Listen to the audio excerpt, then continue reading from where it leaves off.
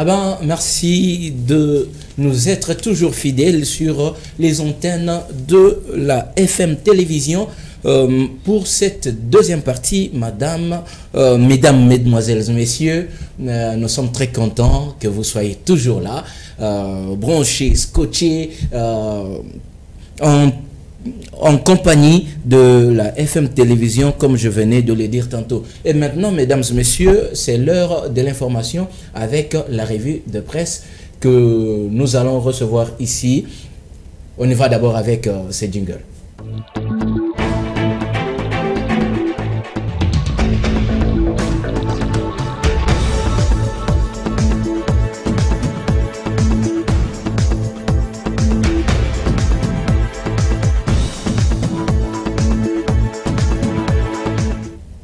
Eh bien, c'est le tour de l'actualité que nous allons passer par ici avec Madame Ruth Dinazei. Madame, bonjour. Bonjour Benjamin. Comment vous allez? Je vais bien, merci. C'est aussi le cas pour vous? Ah oui, très bien aussi. J'aimerais également saluer tous les téléspectateurs de Morning FM. Vraiment, nous allons faire passer en revue tout ce qui a été comme actualité dans les journaux. Donc nous commençons avec l'avenir qui titre: lors de sa première descente à Goma, Jean-Pierre Bemba invite les groupes armés à déposer les armes. Justement, Benjamin, le vice-premier ministre et ministre de la Défense nationale et ancien combattant Jean-Pierre Bemba est arrivé hier lundi 12 juin 2023 à Goma, 2 mois après sa nomination et exactement une année après l'invasion rwandaise de Bunagana, pendant que la province du Nord Kivu est toujours sous menace du M23. L'on se souviendra que le vendredi 9 juin, lors du Conseil des ministres, le gouvernement congolais a rassuré que les FARDC restent en alerte pour défendre l'intégrité territoriale face au renforcement des éléments de la coalition M23 RDF. Le vice-premier ministre en charge de la défense nationale et ancien combattant a été accueilli à la descente d'avion par le chef d'état-major général des FARDC, le lieutenant général Chiwewe, mais également du gouverneur militaire du Nord Kivu. La chose qui m'anime le plus à souligner Jean-Pierre Bemba, c'est de lancer un message d'unité à notre population qui doit d'ailleurs soutenir la vision du chef de l'État. Et Jean-Pierre Bemba a également donné un mot d'ordre à tous les groupes armés de baisser les armes. Eh ben, on va poursuivre cette revue de presse directement avec le deuxième tabloïd qui est Forum des As, qui titre la sécurisation des élections. Les sénateurs interpellent donc le VPM Peter Kazadi. Qu'en est-il? Oui, Benjamin, le vice-premier ministre en charge de l'Intérieur et Sécurité et Affaires coutumières a présenté hier lundi au Sénat le projet de loi portant répartition des sièges par circonscription électorale pour les élections législatives, provinciales, municipales et locales. Peter Kazadi est allé éclairer la lanterne des élus qui vont examiner ce projet de loi en seconde lecture, bien sûr. Ce projet qui a déjà été adopté à l'Assemblée nationale. Et au cours de cette plénière dirigée par Modeste Bahati, les sénateurs ont suivi l'exposé du VPM Peter Kazadi qui a mis en évidence les innovations apportées par ce projet de loi. Après une écoute assidue, les sénateurs ont exprimé leur inquiétude quant à la sécurisation des élections dans certaines provinces, notamment le Nord Kivu. Non, vraiment, le Nord Kivu. Poursuivons cette revue de presse, toujours avec le Forum des As, qui titre aussi en ligne que la MONUSCO condamne le massacre de plus de 45 personnes en Ituri. Tout à fait, Benjamin. La représentante du secrétaire général des Nations Unies en République démocratique du Congo, Madame Bintou Keïta, condamne avec la plus grande fermeté l'attaque ignoble survenue dans la nuit du 11 au 12 juin dans le site des personnes déplacées de Lala à 75 km de Bunia, territoire de Djougou, dans la province de l'Ituri. La chef de la MONUSCO fustige ce massacre qui a coûté la vie à plus de 45 personnes et provoqué une dizaine de blessés. Selon le premier bilan, Madame Bintou Keïta pense que ces massacres ciblés contre les personnes déplacées vulnérables est attribué aux miliciens de la coopération pour le développement du Congo, Codeco en sigle. Oui, passons directement à une autre actualité qui fait la chronique. Il s'agit bien sûr de l'arrestation de Salomon Kalonda qui, dans le camp de Moïse Katumbi, donc une contradiction, qu'en est-il? Justement, Benjamin, après l'arrestation de Moïse Kalonda, il y a le Premier ministre Matata Pogno qui est apparu pour dire que le pistolet appartenait à son garde du corps et que l'arme serait même perdue depuis le 25 mai dernier. Contradiction ou diversion, s'interroge le journal. La manie est connue de tous, sauf que le moment choisi pour lancer le ballon d'essai n'est pas propice. Il plaît déjà sur le Salomon Escadella. Salomon Kalonda, disais-je, bientôt invité devant la barre pour démontrer la fausseté des accusations mises à sa charge par les services de renseignement militaire. L'on se rappelle que dans ces investigations, la DEMIAP aurait mis la main sur la conversation téléphonique entre Idi Salomon Kalonda et les seigneurs de guerre qui écument la partie est de la RDC. Et c'est là un fait, et tous ces faits ont été assimilés à une haute trahison. La grande question ici est de savoir si le conseil spécial de Moïse Katumbi, pris dans son propre piège, saura s'en sortir, s'interroge la transparence. Vraiment, continuons toujours pour finir, et cette fois-ci en musique, toujours avec le journal La Transparence, qui parle aujourd'hui de la version vidéo officielle du concert de Wenge Musica 4x4 qui est attendu le 30 juin prochain.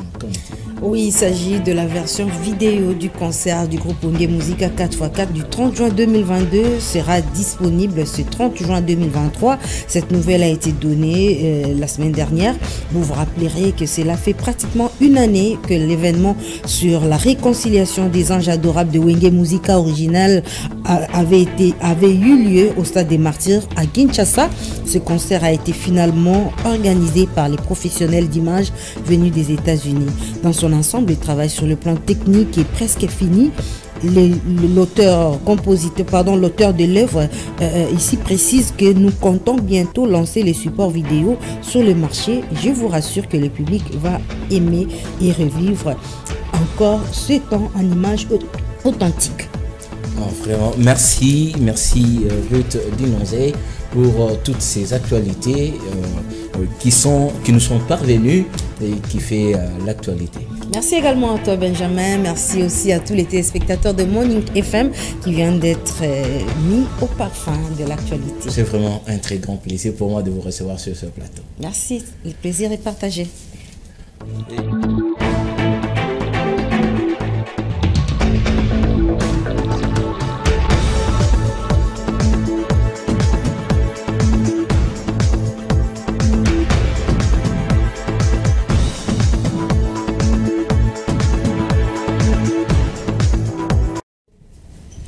Eh bien, ça n'est fini avec la rubrique revue de presse. Aujourd'hui, nous allons nous attarder sur notre sujet qui est intitulé « Les églises du Congo ». Congo RDC ou Congo Brazzaville. Les églises du Congo et le message de la parousie. La parousie qui est définie comme le retour glorieux, l'ensemble des messages qui annoncent le retour glorieux du Seigneur Jésus-Christ à la fin des temps dans le but d'établir définitivement le royaume de Dieu sur la terre. Eh bien, nous sommes sur ce plateau de la FM Télévision avec un invité. J'allais bien sûr en avoir deux, malheureusement. L'autre, c'est un frère aussi qui s'est excusé. Donc nous aurons l'opportunité de la voir prochainement.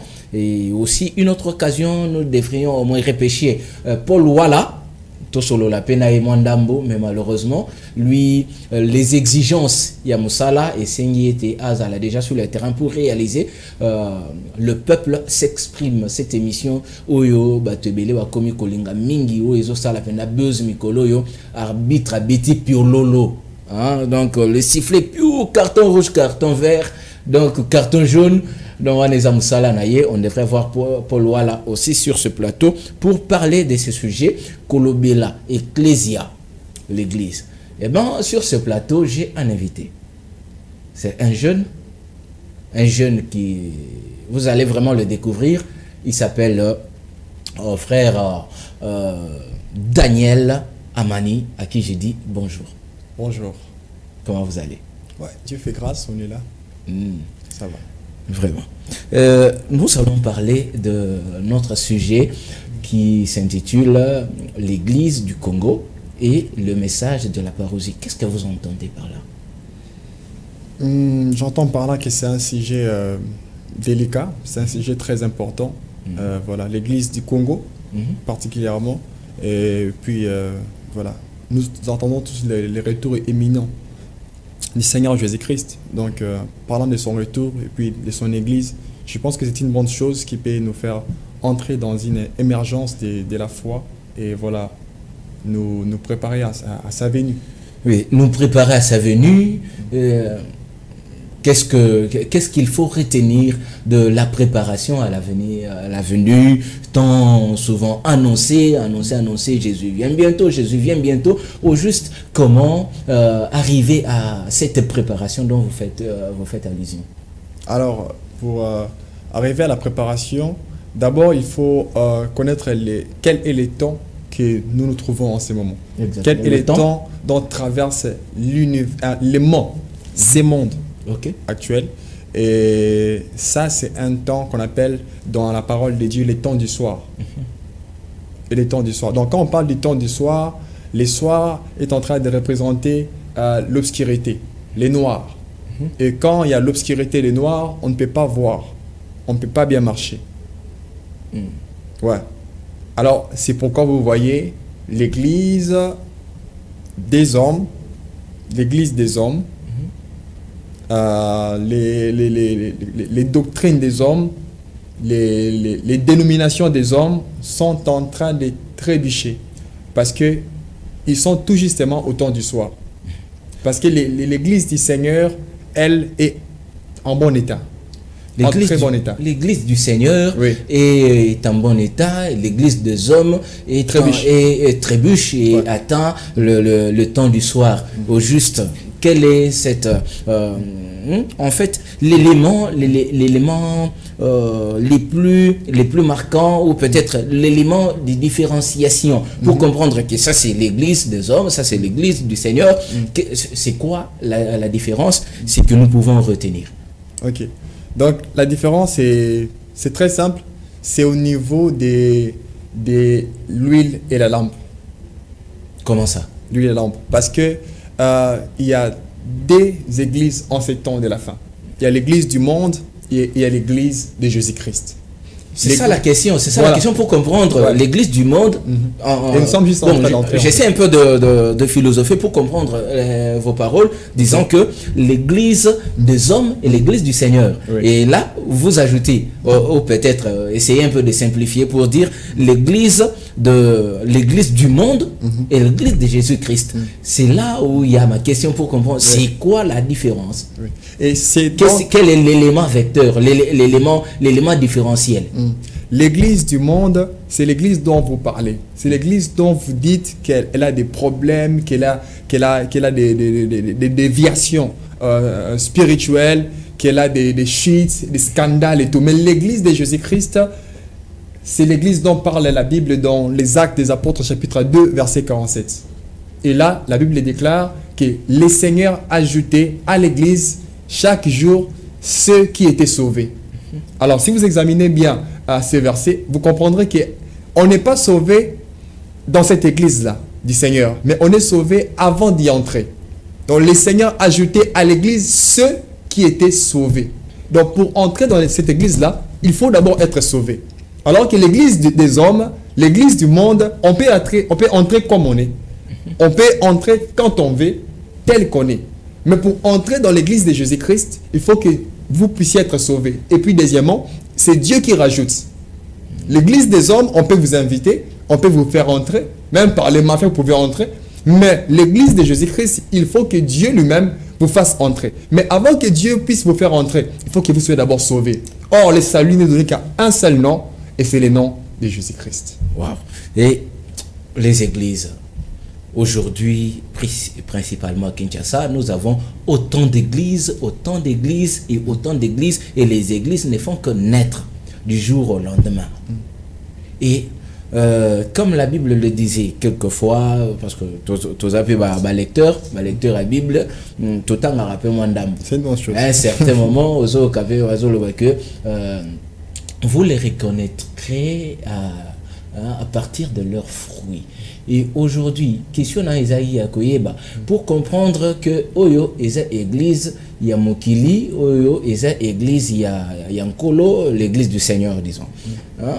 Cet élément, je veux vraiment revenir là. Et c'est quoi le message en fait? Le message en fait, Oyo peut sa différence entre l'église des hommes et l'église des dieux, parce que toutes les églises parlent du Seigneur, toutes les églises ont la Bible. Ok. C'est quoi cette différence-là? Bon, la différence en tout cas avec l'église, comme je disais tantôt, de Jésus-Christ, la différence entre l'église de Jésus-Christ et l'église du monde, c'est que l'église de Jésus-Christ a une seule vision et un seul message. Mais vous verrez que dans l'église du monde, il y a plusieurs visions, plusieurs messages. Vous verrez chaque église avec sa vision, chaque église avec son message. Alors que dans l'église de Jésus-Christ, il n'y a qu'une seule vision, qu'un seul message. Le Seigneur, dans Matthieu chapitre 10, verset 7, il dit à ses disciples, allez, prêchez et dites, le royaume des cieux est proche. Parce qu'aujourd'hui, il semblerait que chaque dénomination, chaque homme de Dieu dit, bon, moi Dieu m'a appelé pour prêcher telle chose. Dieu m'a appelé pour prêcher X chose. Alors que les apôtres avaient un seul message. Et la Bible déclare que les fidèles, les croyants de l'église primitive demeuraient dans les enseignements, dans l'enseignement, pardon. On a dit, ils demeuraient dans l'enseignement, pas les enseignements. L'enseignement des apôtres. Or, qu'est-ce que les apôtres enseignaient? C'est que Jésus leur avait dit, allez et prêchez le royaume. Ils prêchaient le royaume des cieux. Et le royaume des cieux ne se prêche pas selon la philosophie des hommes. Le royaume des cieux ne se prêche pas selon la théologie des hommes. Excusez-moi, je pèse bien mes mots, et je sais ce que j'ai dit. La philosophie, la théologie, ce sont des sciences, humainement parlant, travaillées par des hommes. On a fait des conventions, on s'est dit comment est-ce qu'on va commencer à régler les choses. On a posé des buts, on a posé des objectifs. Enfin, là, vous voulez dire que ceux qui vont dans les écoles de la théologie n'y vont pas pour être enseignés par Dieu, mais par les hommes. Mais bien évidemment, quand on dit théologie, théo signifie quoi? Dieu. Logie revient à quoi? À la science. Ok? Mais quand on dit théologie, donc c'est-à-dire que non, la science qui étudie Dieu, la science relève de l'intellect, la philosophie qui est la mère de toutes les sciences, et c'est l'homme qui réfléchit. Mais comment peut-on étudier un Dieu qui est spirituel? Parce que la Bible déclare que le Seigneur c'est l'esprit, Dieu est esprit. Comment pouvez-vous étudier Dieu qui est esprit avec l'intellect qui est physique? Mais où est le mal que quelqu'un aille étudier la Bible dans une école tout en étant certain qu'il a reçu un appel de Dieu pour servir le Seigneur na étape songolo pakala? Non, à la base, je n'ai jamais dit que c'était mauvais d'aller étudier la Bible. Mais c'est mauvais d'aller étudier Dieu. Comment ça? On peut étudier la Bible parce que la Bible, c'est un livre. Oui, il y a des chapitres, il y a des histoires, il y a une composition. Mais la parole de Dieu, on ne peut pas étudier. On peut étudier la Bible, mais on ne peut pas étudier la parole de Dieu. Parce que la Bible est un livre, mais la parole de Dieu est esprit et vie. Et la parole de Dieu se trouve dans la Bible. Voilà la différence. Parce que si vous prenez la Bible comme un simple livre, voilà, ça peut être comme un simple livre. Mais la parole de Dieu se trouve dans la Bible et la parole de Dieu est esprit. Jésus-Christ, il dit dans Jean chapitre 6, verset 63, la chair ne sert de rien, mais c'est l'esprit qui vivifie. Les paroles que je vous ai dites sont esprit et vie. Donc la Bible est un livre, mais la parole de Dieu est esprit. Alors, allez étudier la Bible, c'est une bonne chose. Allez-y, faites ça. Mais la parole de Dieu, il faut que le Seigneur vous révèle sa parole. Bon, aujourd'hui, comme nous parlons du sujet de les églises du Congo, ou les églises de la RDC ou du Congo, de notre Congo d'en face, parce que c'est presque la même culture, et aussi le message qui est véhiculé dans ces églises en rapport avec la parousie, comme je venais de le dire, l'avènement de Christ. aujourd'hui, nous voyons l'église tellement du fait que il commet tellement belé na Kinshasa par exemple, ou comme on a na Tongo Mutupe Alali, sur base il y a Ndoto, hein, il peut recevoir un songe, une vision comme on peut le dire, hein, il le reçoit et puis il se tient au coin de l'avenue, il y a bandi côté, il y a comme on a maintenant des radios de baffles des baffles Bluetooth. Il se met au coin de la rue, il commence à prêcher, tout, et les gens viennent. Et les prophéties qui sont là. Maintenant, et ça devient maintenant un peu netibaba, quel est le commis tellement ébélé. Qu'est-ce que nous pouvons comprendre par rapport au message qu'il faut véhiculer, le message de la venue de Christ au Yozoloïla? Par exemple, parce que, en fait, je voudrais un peu le signaler aussi, parce que j'ai vu une affiche sur laquelle vous êtes avec l'apôtre Jacques. L'apôtre Jacques, voilà, merci. Vous annonciez aussi sur cette affiche des activités qui ont un trait à l'avènement de Christ. Qu'est-ce que nous pouvons comprendre? Ouais. Comme nous disions tantôt, l'Église traverse les temps du soir. Le temps du soir, c'est un temps où il y a beaucoup de mélanges, parce qu'il y a l'obscurité. L'obscurité représente l'ignorance de la parole de Dieu. La Bible n'a pas dit mon peuple est péri parce qu'il manque l'électricité. L'électricité est là. Et même quand ça part, on ne meurt pas. La Bible n'a pas dit mon peuple est péri parce qu'il manque à manger. Nous mangeons. Mais le peuple est péri parce qu'il manque la connaissance. Et c'est à cause de cette lacune de la connaissance de la parole de Dieu que le monde sombre aujourd'hui dans ce qu'on appelle les hérésies, les déviations spirituelles, les apostasies. Où vous voyez les gens aujourd'hui prendre l'œuvre de Dieu comme un métier. Alors que l'œuvre de Dieu n'a jamais été un métier. L'œuvre de Dieu est une vocation. Le Seigneur vous appelle un appel de Dieu, un appel divin. Parce que pour avoir de l'argent, il faut travailler. La Bible déclare que Dieu, il bénira le travail, l'ouvrage de vos mains, ce que vous faites. Que celui qui ne travaille pas, dit l'apôtre Paul, ne mange pas. Mais celui qui travaille aussi à l'hôtel, mange aussi à l'hôtel. Oui. Celui qui travaille à l'hôtel, mange à l'hôtel. Mais c'est quel hôtel? De quel hôtel on parlait? C'était l'hôtel de Dieu qui se trouve dans les temples. Ce n'est pas les hôtels des hommes. Alors ça signifie quoi? Comme c'est l'œuvre de Dieu, le Seigneur bénira celui qui fait l'œuvre de Dieu. Mais il ne bénira pas forcément comme on fait avec le travail. Si vous voulez de l'argent, travaillez. Si vous voulez de l'onction, priez beaucoup. Mais si vous voulez avoir la connaissance de la parole de Dieu, il faut prendre du temps avec Dieu dans l'intimité. Alors, le monde traverse ce qu'on appelle les temps du soir. Alors, il y a beaucoup de mélanges. Aujourd'hui, il y a beaucoup de fausseté. Aujourd'hui, il y a ce qu'on appelle les faux prophètes. Jésus avait dit, gardez-vous de faux prophètes. Ils viennent à vous en vêtements des brebis. Mais au-dedans, ce sont des lourds ravisseurs. Donc, nous sommes en train de traverser un temps où il y a maintenant beaucoup de faux, des pseudo-prophètes qui apportent des pseudo-prophéties aux gens et qui disent aux gens, voilà, venez à Christ, vous allez vous marier, venez à Jésus, vous allez boire, venez, vous allez avoir des dents en diamant, des vêtements en or, venez, vous allez partir en Europe et tout. Alors que moi, je me pose la question. Mais moi, je me pose la question. Si je suis déjà marié, je voyage, j'ai mon argent, et j'ai tout ce que je ne vienne pas. Est-ce qu'on suit Jésus pour les choses de ce monde? Est-ce qu'on part à l'église pour avoir les mariages? Parce que lui-même, le Seigneur a dit, ne vous inquiétez pas de ce que vous allez manger, ne vous inquiétez pas de ce que vous allez boire, ni de ce que vous allez porter. Car toutes ces choses-là, ce sont les païens qui les recherchent. Donc on peut dire, si vous avez basé votre ministère... pas à l'église pour chercher les voitures, chercher le mariage, mais pour faire quoi que ce soit. Si c'est pour ça que vous cherchez le Seigneur, vous n'êtes pas différent des païens. Lui-même, il a dit. Ce sont les païens qui les cherchent. Mais vous, les enfants de Dieu, ceux qui sont de l'église de Jésus-Christ, ils doivent chercher premièrement le royaume des cieux. C'est pourquoi Jésus dit à ses disciples dans Matthieu chapitre 10, verset 7, allez et prêchez et dites, le royaume des cieux est proche. Donc pour nous, on cherche premièrement le royaume des cieux, mais qui ne marche pas seul, qui marche avec la justice de Dieu. Il dit, cherchez, parce qu'on ne peut pas chercher le royaume sans avoir la justice. Et si vous enlevez l'un, vous laissez l'autre, vous commettez un péché.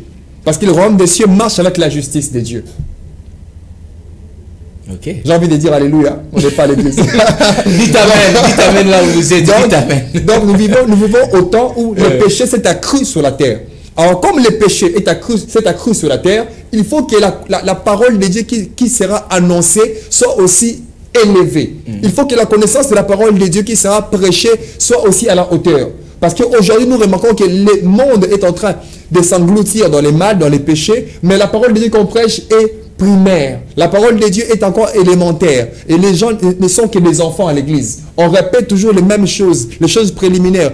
Les gens n'ont pas la nourriture solide. Les gens n'ont pas la nourriture nécessaire qui les permettrait de vaincre les péchés. Parce que au fur et à mesure que nous avançons, les péchés avancent aussi. Vraiment. Vous remarquerez que les péchés de 2010 n'est plus les péchés de 2023. Chaque année, le mal s'accroît sur la terre. Alors, il faut que la parole de Dieu aussi... Ça devient une autre chose. Et vraiment, le temps nous fait vraiment défaut. J'ai vraiment l'intention de pouvoir en parler prochainement. Et si Dieu donne... Bon, si on aura certainement du temps pour en parler, et donc on profitera du temps pour pouvoir en parler en long et en large. Mais maintenant, je vous prie de faire un petit exercice. Vous verrez cette caméra de l'autre côté là-bas. Vous allez la fixer et lancer un message. Ça sera le message pour clôturer je peux dire notre débat du jour. Vous allez lancer un message et par rapport à votre activité aussi, lancer un message de l'autre côté de la caméra et les téléspectateurs qui vous suivent peuvent retenir quelque chose. Voilà. Merci. Comme nous le disions tantôt, inspiré par le Saint-Esprit, le royaume des cieux est proche. Et nous devons tous préparer nos âmes à rencontrer notre époux parce que vous savez, notre église, c'est l'église du Seigneur, l'église de Jésus-Christ. Dans notre église, nous sommes tous sauvés. Il n'y a pas de scandale. La Bible déclare, ceux qui sont nés de Dieu ne pêchent pas. Alors, étant dans l'église du Seigneur, demeurez dans la sainteté, dans l'amour et dans la charité.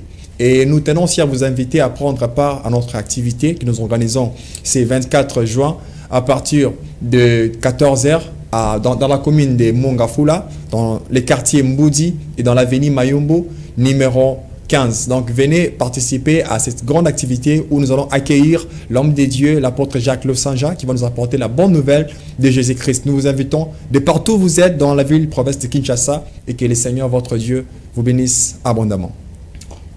Que le Seigneur vous bénisse abondamment. Ça, c'est le message de notre frère Daniel Amani.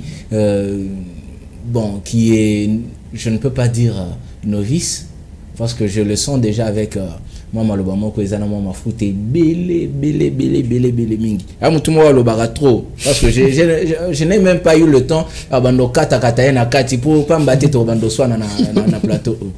Ndeko Daniel. On a peine ndoina wa botani tout Daniel Mabiala Daniel Amani. Je fête aussi aujourd'hui d'ailleurs l'anniversaire de ma consécration. C'était le 13 juin 2021. Joyeux anniversaire aussi. C'est une très belle occasion, une belle coïncidence. Et donc nous terminons cette animation matinale en souhaitant en remerciant tous les techniciens. Il y a FM Télévision. Donc, une seconde, quelque chose juste caca, même pour juste la chaîne et quelques remerciements seulement. Oui, je remercie particulièrement les présidents de la chaîne, le président Maloa, et je remercie les journalistes en personne. Monsieur Benjamin, vous qui m'avez invité, par la grâce du Seigneur, ainsi que les régies et tout le monde. Vraiment que Dieu vous fasse grâce et que cette œuvre soit prospère au nom de Jésus-Christ. En fait, que prochainement, nous puissions revenir encore et mettre sur la table la lumière des Saintes Écritures. Merci beaucoup. Et nous également, nous disons grand merci à Maître Billy Maloa Cléophas, le patron de cette chaîne, le patron qui a mis tout en jeu pour que Toko Manabanda Kunabino, vraiment grand merci. Je serai vraiment très ingrat parce que depuis que j'ai commencé cette animation, je n'ai pas cité. C'est lui qui a fait que et donc je remercie d'abord le Seigneur Jésus-Christ, occasion à l'élo, et en même temps je remercie mon papa, mon géniteur Camille Makolo, ma maman Elisabeth Abeti Ndaya et toute la famille Makolo, je vous aime beaucoup. Mon église, le tabernacle Amour Divin, et plus particulièrement la sœur Judith et son couple Nabenga Rabango Elgra. Donc de l'autre côté, je vous souhaite les meilleurs donc dans votre couple. Le couple Mukendi, donc vous êtes tellement nombreux, et donc pour aujourd'hui, Tosukeli Awa, et donc un grand merci aussi à Florent Okita, qui est responsable de toutes les caméras qui sont ici. Et donc, Mbote Nayo, remerciements Ipa Nayo, sans oublier Jessie. Et pour moi, je vous dis au revoir. On se retrouve à la prochaine. Merci. Bye.